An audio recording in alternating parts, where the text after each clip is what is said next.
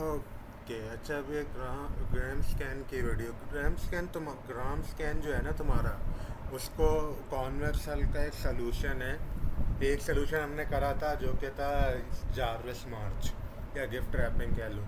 ये हमारा ग्राम स्कैन दूसरा है। अच्छा, इससे पहले हम लोग इस पे आए। जारविस मार्च की एक चीज़ वो बता, ये कॉन्टेक्स्ट लेना था थियरी का, अगर कभी सवाल आ जाए कि एक कॉन्टेक्स्ट ये था कि जारविस मार्च अच्छा खासा एफिशिएंट भी हो सकता है तुम्हारे ग्राम स्कैन से, वो ज़्यादा वर्स भी हो सकता है। वो दोनों चीज़ें हो सकती है क्योंकि डिपेंडिंग ऑन तुम्हारा एज का क्या है। सही है। वो कभी भी ओवर वन स्क्वायर से वर्स नहीं होगा। वो हमेशा over one square at max जा सकता है, उससे वर्स नहीं हो सकता क्योंकि वो एल्गोरिदम ऐसे काम करता है। लेकिन वो अच्छा खासा ज़्यादा एफिशिएंट भी हो सकता है ग्राम स्कैन से, क्योंकि एज अगर तुम्हारा बहुत मिनिमल हो तो फिर तुम्हारा वो ग्राम स्कैन से अच्छा खासा वो भी हो जाएगा एफिशिएंट। तो इसके अंदर वेरिएशन बहुत आती है, तो ये दिमाग में रखने की चीज़ है कि जब अगर पूछ लिया जाए कि कंपेयर एंड कंट्रास्ट करें अगर ग्राम स्कैन और इसके बीच में। अच्छा जी, अब हमारा ग्राम स्कैन आता है। ग्राम स्कैन वही कॉन्वेक्स सेल की प्रॉब्लम सॉल्व करने में लगा हुआ होता है कि तुम्हें वो वर्ट पॉइंट्स वो चूज़ करने जिनसे अगर लाइन बना दो एक उनको कनेक्ट करने के लिए, तो वो सारे के सारे पॉइंट्स उस पॉलीगॉन के या तो एजेस पे या फिर उनके उसके अंदर आ जाए, शेप के अंदर। अच्छा जी, ग्राम स्कैन काम कैसे करता है? ग्राम स्कैन काम करने के लिए वही वाली पे, इसके अंदर वही एक स्टेप होता है जो तुम्हारा गिफ्ट सॉर्टिंग में हो रहा था, वो गिफ्ट रैपिंग में हो रहा था, जारविस मार्च में हो रहा था। जो कि पहले ना एक पिवट पॉइंट चूज़ करने की ज़रूरत है। अब pivot point mostly Y lowest Y coordinate you choose करते हैं ग्राम स्कैन में। वो अच्छा होगा कि आपको लोएस्ट वाला ही चूज़ करा जाए। ग्राम स्कैन के लिए सब ज़्यादा रिक्वायरमेंट बन जाती है ये as such as such fixed requirement नहीं है, लेकिन बेहतर यही रहेगा कि लोएस्ट वाई कोऑर्डिनेट चूज़ करें। सही है। अच्छा, इसके अंदर होता क्या है, तुम्हारे 3 स्टेप्स होते हैं मेनली। पहला स्टेप होता है कि पिवट फाइंड करें, और फिर तुम्हारे बाकी जो सारे पॉइंट्स हैं ना उन सबको सॉर्ट कर दें पिवट्स, वो उस हिसाब से कि वो पिवट से एंगल क्या बना रहे हैं। अच्छा, पिवट से एंगल बनाने का क्या मतलब है? पोलर एंगल के तो पोलर एंगल कहते हैं। अच्छा, पिवट से पोलर एंगल बनाने का मतलब ये है कि तुम्हारे जो भी पिवट पॉइंट है ना, जो स्टार्टिंग पॉइंट है बेसिकली, उसकी उससे ना एक हॉरिजॉन्टल लाइन बनाए। जैसे यहाँ पे बनाई हुई एक हॉरिजॉन्टल, ये जो डॉटेड लाइंस हैं, ये तुम्हारे एक हॉरिजॉन्टल लाइन बना दी पिवट पॉइंट P0 से। सही है। और एक फिर आप हमें ना बाकी सारे पॉइंट्स का ना इस पिवट पॉइंट की जो हॉरिजॉन्टल लाइन है ना उससे एंगल निकाल के देखना है कि एंगल क्या बनता है। सही है। तो जैसे यहाँ पे P0 की पिवट पॉइंट से हमने लाइन एक्सटेंड कर दी, फिर हम लोग एंगल निकालेंगे बाकी जो भी पॉइंट्स बचे उनका इस पिवट लाइन के हिसाब से, इस pivot line horizontal pivot line के हिसाब से निकालेंगे। इस वजह से इसको ना लोएस्ट पॉइंट से हमें करना था, क्योंकि लोएस्ट पॉइंट से करेंगे तभी वो होगा। सही है। अच्छा, अब ये हमने एंगल निकाल लिया, तो P0 P1 P0 P2 ऐसे करके पिवट पॉइंट को बाकी सारे पॉइंट से मिला के जो लाइन बनेगी उसका एंगल, वो हमारा कहलाएगा पोलर एंगल। हमें सारे पोलर एंगल निकालने हैं और फिर निकालने के बाद इनको सॉर्ट कर देना है। हमें एक सॉर्टेड लिस्ट बनानी है जिसके अंदर पोलर एंगल के हिसाब से सॉर्टेड हो। अब वो सॉर्टिंग मेथड जो लगाना है लगा दो। तुम्हारा वो divide and conquer, merge sort, quick sort, तुम्हारा हीप सॉर्ट हो सकता है। तुम्हें सिलेक्शन इंसर्शन करना है वो भी कर लो। लेकिन हम लोग सबसे एफिशिएंट कंसिडर करेंगे। सबसे एफिशिएंट हमारा इंसर्शन, मर्ज और हीप में आता है, जो कि n log of n है। तो यहाँ ये वाला जो पहला स्टेप है ना, finding pivot point and sorting, ये तुम्हारा लेता है O of n log n। O of n log n लेता है। सही है। अब हमारा आता है स्टेप 2।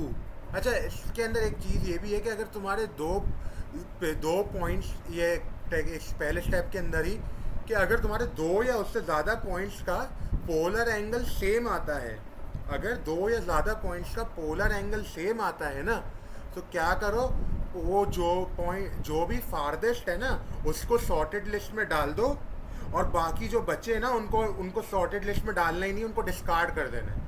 क्यों? ये वाली बात पहले उस दूसरी वीडियो में भी बताई हुई है कि हमें ना हमें हमें वो ज़रूरत नहीं है, क्योंकि हमारे वो अगर हम लोग फारदेस्ट डिस्टेंस वाले पॉइंट को ही सेलेक्ट कर लेंगे, वो क्योंकि बाकी सारों का पोलर एंगल सेम है ना, तो वो उसके अंदर तो लाई करता ही करता होगा, या तो वो स्ट्रेट लाइन बनेगी या उसके स्ट्रेट लाइन एक लाइन के नीचे होगा, वो शेप क्या तो अंदर होगा या स्ट्रेट लाइन पे होगा उस फारदेस्ट पॉइंट के साथ, और वो तो इस वजह से वो लाई करेंगे ही करेंगे कॉन्वेक्स हल पॉइंट्स में। सही है, ये वाली बस बात बोली गई है।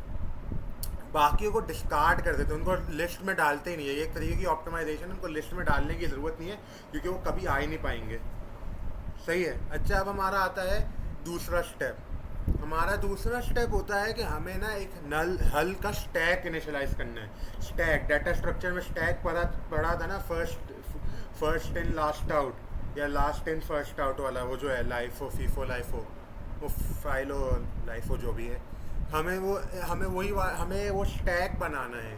हम लोग का स्टैक क्यों, हम लोग असल में ना यहाँ पे पुश पॉप के ऑपरेशंस कर रहे होंगे, क्योंकि हमारा फिक्स्ड नहीं होता कि पॉइंट वो हमारा है या नहीं, हम लोग ऐड करते हैं फिर डिस्कार्ड, हमें क्या पता वो पॉइंट सही नहीं हो तो हम लोग उसको डिस्कार्ड भी कर देते हैं। सही है।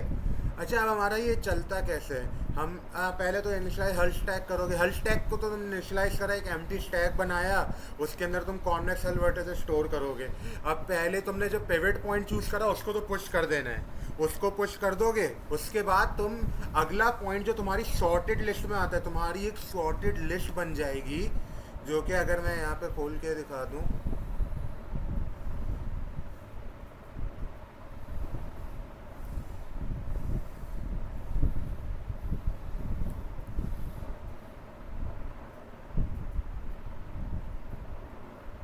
और यहाँ पे एक न्यू फाइल,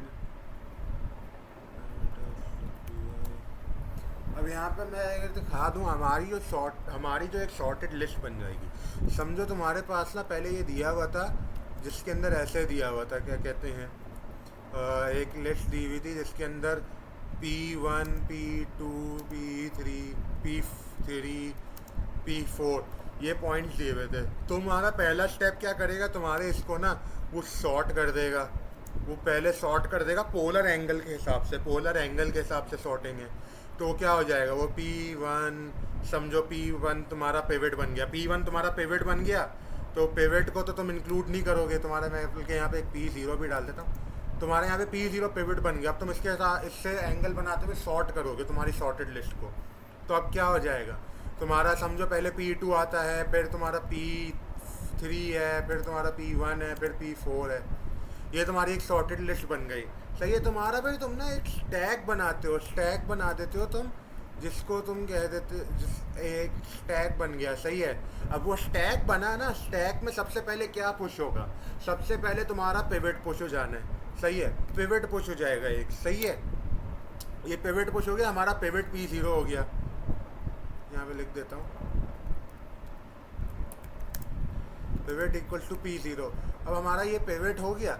अब हमारा जब ये पिवट हो गया तो हम लोग ने पहले पिवट को इसमें पुश कर दिया, फिर हम क्या करते हैं, हम लोग फिर पुश कर देते हैं P2, सॉर्टेड लिस्ट का सबसे पहला एलिमेंट, सॉर्टेड लिस्ट का सबसे पहला एलिमेंट पुश कर देंगे, जो कि बन जाएगा P2।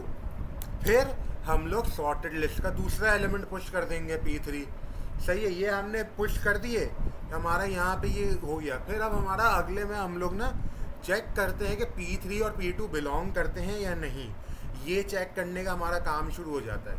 तो हमारा वो स्टेप 3 आ जाता है, स्कैनिंग करके ऐड करना हल में। अब हल में स्कैनिंग करके ऐड करने के लिए क्या करते हैं, हम लोग जो भी सॉर्टेड पॉइंट्स बचे ना, वो जो भी सॉर्टेड पॉइंट्स बचे उनसे शुरू करेंगे।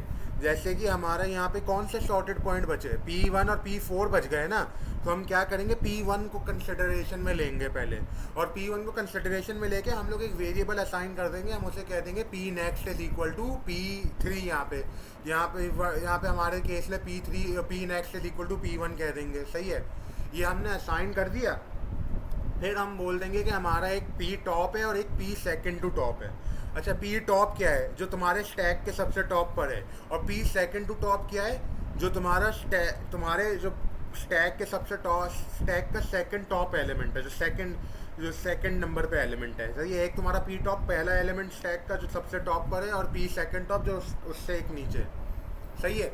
ये करा, और फिर करना क्या है तुम्हें ना, वही ओरिएंटेशन फंक्शन जो पहले भी वीडियो में मैंने बताया था कि क्या कर रहा है वो, और वो ओरिएंटेशन फंक्शन यहाँ पे भी, ये हम लोग ओरिएंटेशन लगाएंगे इसके ऊपर, कि हम लोग ओरिएंटेशन निकालेंगे कि तुम्हारा P second top, P next और पी टॉप, ये कि हमारा ये देखेंगे कि हम लोग को के पी टॉप को कैसे रोटेट करना है, पी टॉप को क्या क्लॉकवाइज रोटेट करना है या पी टॉप को काउंटर क्लॉकवाइज रोटेट करना है पी नेक्स्ट तक पहुंचने के लिए।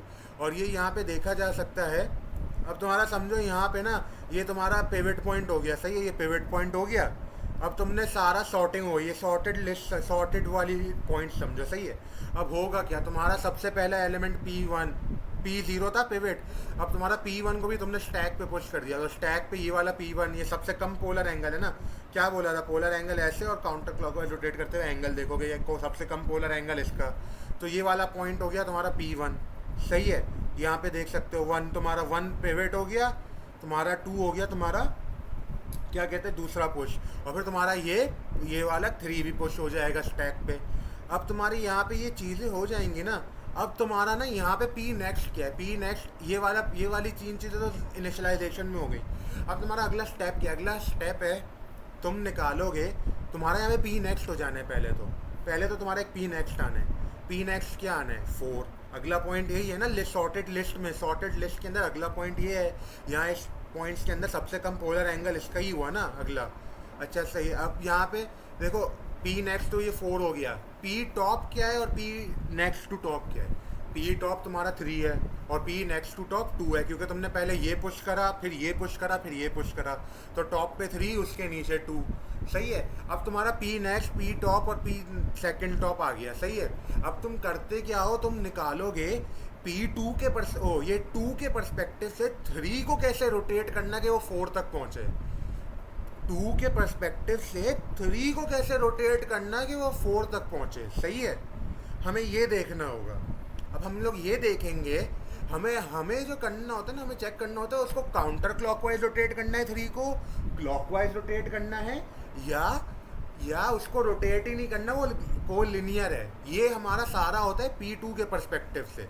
समझो ये 2 से जो लाइन निकली ना 3 के पास, और ये 3 से एक्सटेंड कर दो डॉटेड बना के, और फिर उसके हिसाब से तुम एंगल निकालोगे, इधर से रोटेट करना।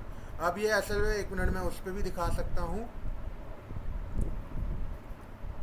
अगर हम लोग यहाँ पे जाएं, ये मैंने इसका डाला हुआ है, इसके ऊपर मैं बना के दिखा सकता हूँ।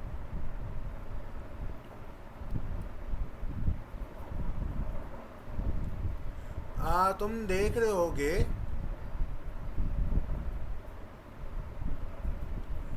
तुम बेसिकली देख रहे होगे कि यार ये लाइन एक एक्सटेंड हो जाए, ये लाइन एक एक्सटेंड हो गई, और फिर तुम इस वाली लाइन को कंपेयर करोगे, नहीं मतलब ये वाली लाइन नहीं, सही है। तुम बेसिकली ये तुम्हारा एंगल हो गया, फिर तुम्हारा ना एक ये तुम निकाल रहे होगे कि ये जो है ना, ये एंगल कैसी रोटेशन है। अब तुम्हें तो ये दिख रहा है ना कि ये कैसी रोटेशन है, ये कैसी रोटेशन है, ये काउंटर क्लॉकवाइज रोटेशन है। तुम ऐसे घूम रहे हो ना, तो ये काउंटर क्लॉकवाइज हो गई, सही है।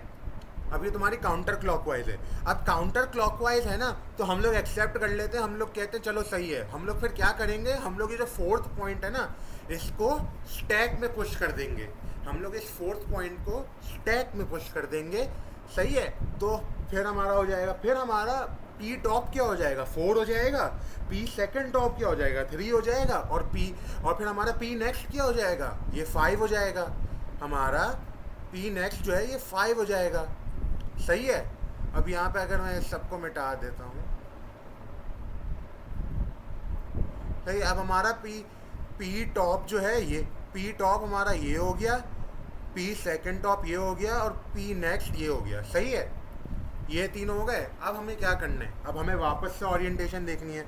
अब हम लोग बेसिकली देखेंगे कि हमारी ये लाइन है, हमें देखना है कि हमें ये इस वाली लाइन को रोटेट कैसे करेंगे कि वो इस वाली लाइन के ऊपर आ जाए, सही है, इस वाली लाइन के साथ अलाइन हो जाए।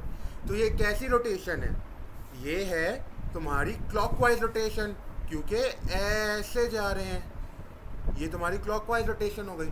अब जब क्लॉकवाइज रोटेशन आती है ना, हमें ना, हम लोग कहते थे यार 4 पॉइंट ना सही पॉइंट नहीं है, 4 को नहीं रख सकते।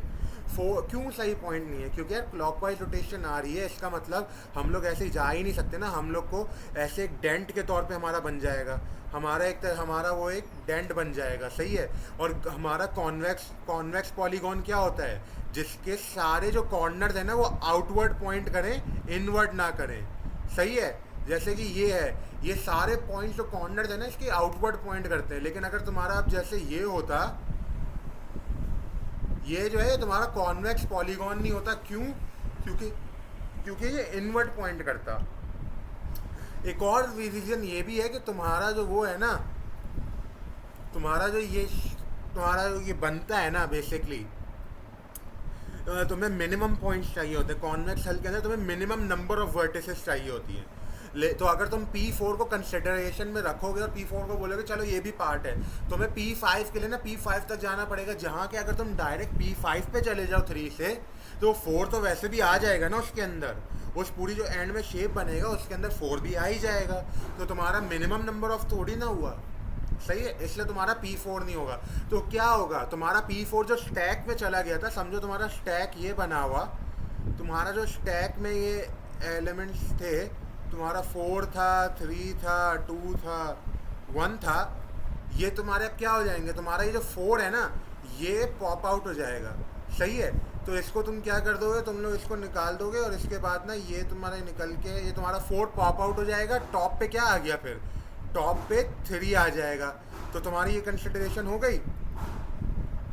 अब तुम्हारा क्या होगा नीचे? अब तुम यहाँ पे देख, यहाँ पे ये लोग यही दिखा रहे हैं कि रोटेशन क्लॉकवाइज होती तो इसलिए नहीं कर सकते। अब हम लोग क्या करते हैं, हम लोग ने 4 को पॉप आउट कर दिया ना। अच्छा, अभी जब पॉप आउट कर दिया ना 4, अब कभी वापस नहीं आएगा, हम लोग 4 को कभी वापस देखेंगे ही नहीं अभी। और ये बड़ी इंपॉर्टेंट बात है कॉम्प्लेक्सिटी एनालिसिस के लिए, इस पे आएंगे आगे। ये 4 को हम देखेंगे ही नहीं अब बाद में, सही है। जहाँ के हम लोग जब जारविस मार्च कर रहे थे, हम लोग हर पॉइंट के बाद सारे के सारे पॉइंट्स पी के अंदर वापस कंसिडर कर रहे थे, सही है। अच्छा, अब हमारा आता है कि हम लोग 3 और 5 को देखेंगे। अब हम लोग ने समझो 5 को भी ना 3 हमारा टॉप पर है अभी, सही है। अभी हमारा 3 टॉप पर है। अभी हम लोग ना करेंगे क्या, हमारा 3 2 1, हमारा टॉप वाला 3 है और सेकंड टू टॉप 2 है। हमारा P नेक्स्ट क्या ले रहे हैं हम लोग? 5 ले रहे हैं। हम लोग 5 को P नेक्स्ट ले रहे हैं। अब हम करेंगे क्या? हम लोग वापस से ओरिएंटेशन निकालेंगे। हम लोग देखेंगे कि 2 के पर्सपेक्टिव से, अगर ये एक लाइन में ड्रॉ आउट कर दूं, 2 के पर्सपेक्टिव से 3 को कैसे रोटेट करना है, इस लाइन को कैसे रोटेट करना है इस रेड वाली लाइन पे लाने के लिए, ऐसे ना। और ये बड़ी छोटी रोटेशन है, लेकिन ये वाली रोटेशन भी क्या है? ऐसी रोटेशन है ना, क्लॉकवाइज रोटेशन है। इसका मतलब क्या हुआ? 3 भी हमारा हिस्सा नहीं है, 3 भी हमारे कॉन्वेक्स हल का हिस्सा नहीं होगा, सही है। तो हमारा क्या हो जाएगा फिर? हमारा 3 जो है अब आ जाए, हमारा 3 भी अब पॉप आउट हो जाना है। हम लोग 3 को निकाल देंगे, हम लोग 3 को निकाल देंगे। तो अब यहाँ पे 3 को हटा दिया, हमारे बचेगा 2 टॉप पे आ जाएगा। और ये हमारा करा हुआ है हम लोग ने यहाँ पे, सही है। यहाँ पे 3 को भी निकाल दिया। अच्छा, अब 3 को निकाल दिया ना, अब हम लोग क्या कहते हैं, चेक करते हैं। यहाँ पे वो स्टेप इन्होंने स्किप मारा क्योंकि 5 आ जाएगा, लेकिन यहाँ पे भी ना वही वाली बात हो रही है कि तुम्हारा टॉप पर 2 है और फिर तुम्हारा ये 1 है। असल में यहाँ पे चेक करने की इसलिए ज़रूरत नहीं है क्योंकि 1 तुम्हारा ये उससे पिवट पॉइंट से कनेक्टेड है ना। पिवट पॉइंट के लिए तो एंगल ही 2 है जो रोटेट, तो 2 के बाद जो 5 पे जाओगे तो रोटेट करना पड़ेगा काउंटर क्लॉकवाइज, इसलिए हम लोग चेक करने की ज़रूरत नहीं है। लेकिन ये ऐसे ही देख लो। अब यहाँ पे भी ना, यहाँ पे भी चेक हो रहा है कि ये जो तुम्हारा P नेक्स्ट है ना 5, और ये तुम्हारा P टॉप 2 और P सेकेंड टू टॉप 1, तुम्हारा होगा क्या? तुम्हारा ये चेक होगा कि ये वाली लाइन को यहाँ पे रोटेट कराने के लिए क्या करेंगे? यहाँ पे तो काउंटर क्लॉकवाइज रोटेशन हो रही है। इसका मतलब कि तुम्हारा 2 पार्ट हो सकता है, तो तुम्हारा 5 भी पार्ट हो सकता है। तो तुम लोग करते क्या हो, तुम 5 को ना पुश कर दोगे, 5 जो हो जाएगा वो पुश हो जाएगा, तो 5 2 1 हो जाएगा। तुम्हारा स्टैक ये बन जाएगा, सही है। तुम्हारा स्टैक ये बन गया। अब तुम्हारा 5 2 1 पुश हो गया। अब तुम्हारा 5 आ गया। अब तुम अगला जो देखोगे वो 5 से देखोगे। 5, अब तुम्हारा अगला P टॉप 5 है, P सेकेंड टू टॉप 2 है, P नेक्स्ट क्या है 6 है। सही है। अब ये वापस देखोगे, वापस से ओरिएंटेशन निकालने जाओगे जो कि क्रॉस प्रोडक्ट से करोगे, क्रॉस प्रोडक्ट से करने का। इसी वजह से हम लोग क्रॉस प्रोडक्ट को इस्तेमाल कर रहे हैं, क्योंकि हमारी डिवीजन मल्टीप्लिकेशन और डिवीजन ट्रिग्नोमेट्रिक फंक्शंस बहुत ज़्यादा हो जाते हैं अगर हम लोग इसको नॉर्मल तरीके से लाइन वगैरह उससे कर रहे होते हैं। सही है। अब हमारा यहाँ पे आ गए हम, हमारा वापसी से पी सेकंड टू टॉप, तो हमारा कॉमन ओरिजिन पॉइंट है। सही है। अब हमें देखना है इस वाली लाइन को इस वाली लाइन तक रोटेट करने के लिए क्या करना पड़ेगा। इस वाली लाइन को रोटेट करने के लिए क्या करना पड़ेगा, काउंटर क्लॉकवाइज रोटेशन है। तो इसका मतलब क्या हुआ, 5 भी हिस्सा नहीं है। फिर अगले उस पे गए, 6 हमारा हिस्सा हो जाएगा। देख भी सकते हो कि काउंटर क्लॉकवाइज रोटेट करना पड़ेगा। सही है, काउंटर क्लॉकवाइज रोटेट करना पड़ेगा। सही है, ये देख लिया। फिर हमारा अगला पॉइंट क्या है, 7 भी हमारा हिस्सा है, क्योंकि अगर ये देख भी लोगे 7 का यहाँ पे यहाँ से अगर इस लाइन को एक्सटेंड करें, ये लाइन को ऐसे या फिर ऐसे भी देख सकते हो, अगर इसको ऐसे रखें कि इस लाइन को वो करने के लिए काउंटर क्लॉकवाइज रोटेट। सही है, ये करना पड़ता है। अब ये हो गया। अब ये हमारा रोटेशन हो रही है ना, ये हम लोग ओरिएंटेशन हर दफ़ा चेक करेंगे। जब भी काउंटर क्लॉकवाइज आएगा हम लोग उसको डाल देंगे। अगर काउंटर क्लॉकवाइज नहीं आता तो हम लोग क्या कहते हैं, जो भी टॉप पर एलिमेंट है ना उसको पॉप आउट कर देंगे और फिर वापस से चेक करेंगे नए वाले पी टॉप और पी सेकंड टू टॉप से। सही है, ये वाला काम करते रहेंगे जब तक हमारा पूरी एरे सॉर्टेड नहीं हो जाती। सही है, वो पूरा का पूरा सारे के सारा हल फिल नहीं हो जाता और एंड में हम लोग कहाँ पहुँच जाएं, वापसी हम लोग अपने ओरिजिन पॉइंट पर पहुँच जाएं। हम लोग अपने ओरिजिन पॉइंट तक पहुंच जाएं। जब हम लोग वापसी अपने ओरिजिन ओरिजिन पॉइंट जिससे हम लोग ने स्टार्ट करा था वहाँ पे पहुंच जाएंगे ना, तो हमारा ये एल्गोरिदम चलना रुक जाएगा। वहाँ पे चलना रुक जाएगा। सही है, ये हमारा जब ये सारा ये हो जाएगा ना, पूरा स्कैन हो जाएगा, जब सारे के सारे पॉइंट्स हम लोग पूरे सारे के सारे पॉइंट्स, क्योंकि यार देखो होगा क्या कि तुम्हारा ये एंड तो असल में तब होगा ना, क्योंकि तुम इसके अंदर सारे के सारे पॉइंट स्कैन कर रहे हो। तुम पूरा पी की लिस्ट को चलते हुए जा रहे हो, पूरी सॉर्टेड लिस्ट, जो पी की सॉर्टेड लिस्ट बनाई उसको पूरा एक एक करके स्कैन करते हुए जा रहे हो। तो तुम्हारा एंड जब हो जाएगा जब तुम लास्ट एलिमेंट को स्कैन कर लोगे। जब तुम लास्ट एलिमेंट को पूरा स्कैन कर लोगे और तुम्हारा पूरा ये किस्सा ख़त्म हो जाएगा ना, सारी स्कैनिंग, तो तुम्हारा आ जाएगा, तुम्हारा जो स्टैक होगा ना उसके अंदर तुम्हारे कॉन्वेक्स हल की वर्टिसेस बचेंगी इन काउंटर क्लॉकवाइज ऑर्डर। सही है, तुम्हारे कॉन्वेक्स हल की वर्टिसेस एंड में वहाँ पे बची हुई होंगी। सही है। अच्छा, अब टाइम कम्प्लेक्सिटी देखो। टाइम कम्प्लेक्सिटी यहाँ पे तीन चीज़ों में आ रही है। तुम्हारी पहली original picking a pivot point select करने के लिए तुम्हें सारे के सारे पॉइंट स्कैन करने ना पी के अंदर, लोएस्ट वाला ढूंढने के लिए। तो सारे के सारे पॉइंट्स, कितने पॉइंट्स, एन को स्कैन करना है, तो ओ ऑफ एन। सही है। फिर तुम्हारा दूसरा आता है, और ये सबसे ज़्यादा टाइम इसमें लगता है, सबसे ज़्यादा कॉस्ट इधर ही आती है। वो है कि तुम्हें ना सॉर्ट करना होता है पोलर एंगल के हिसाब से। अब अगर सॉर्ट करना है पोलर एंगल के हिसाब से, तो तुम्हारा वो कोई एल्गोरिदम लगाओगे ना, सॉर्टिंग एल्गोरिदम। अब ये तुम्हारे सॉर्टिंग एल्गोरिदम के हिसाब से यहाँ पे टाइम कम्प्लेक्सिटी होगी, लेकिन तुम्हारी सबसे ज़्यादा कॉस्ट यहाँ पे ही होगी। क्यों? क्योंकि तुम्हारी ये सबसे कम टाइम कम्प्लेक्सिटी वाला एल्गोरिदम भी ना सॉर्टिंग का O of n log n है। Merge sort, quick sort, heap sort. सही है, ये तुम्हारे O of n log n है, इसलिए तुम्हारी टाइम कम्प्लेक्सिटी एट मिनिमम यहाँ पे O of n log n होगी। सही है, तुमने अगर मर्ज सॉर्ट लगाया तो तुम्हारी टाइम कम्प्लेक्सिटी हो गई O of n log n, और ये हमारी सबसे ज़्यादा कॉस्ट है पूरे एल्गोरिदम की। और फिर हमारा थर्ड कॉस्ट आती है scanning and adding to the hull. अब मैंने इसके अंदर एक बात बोली थी कि हम लोग ना एक पॉइंट जब हमारा पॉप आउट जाता है ना स्टैक से, या पॉप आउट हो जाता है स्टैक से, तो हम लोग कभी भी उसके ऊपर वापस नहीं आते। एक दफ़ा अगर उसको ऐड करके अगर वो निकल गया, हम लोग उसके बाद वापस नहीं जाते। ये उल्टा है उसका, तुम्हारे जार्विस मार्च गिफ्ट रैप मेथड का, जिसके अंदर तुम हर पॉइंट के बाद सारे के सारे पॉइंट स्कैन करते हो। सही है, तो इससे बात क्या हो जाती है कि तुम्हारी ना sorted list at max n elements की होगी ना, n पॉइंट्स होंगे, n एलिमेंट्स की हो सकती है सॉर्टेड लिस्ट। सही है, तो इसका मतलब क्या हुआ, तुम्हारा ना एक एक करके स्कैन कर रहे हो तो तुम्हारा n दफ़ा स्कैन होगा ना, मतलब कि O ऑफ n होगी इसकी टाइम कॉम्प्लेक्सिटी। अब इसमें कंफ्यूजन पॉइंट होता है कि इसके अंदर बैक ट्रैकिंग होती है, हम लोग स्टैक से पॉप करके पिछला एलिमेंट देख रहे हैं। ये वो रिकर्जन वाली बैक ट्रैकिंग एज सच इसलिए नहीं है क्योंकि जब हम लोग बैक ट्रैक करते हैं ना, हमारा इनपुट साइज रिस्टोर नहीं हो जाता। हमारा जो इनपुट साइज था, जो हो गया था ना पुश करने के बाद, वही रहता है। कि जब हम लोग ने जैसे यहाँ पे इस वाले के अंदर जो हमारा था,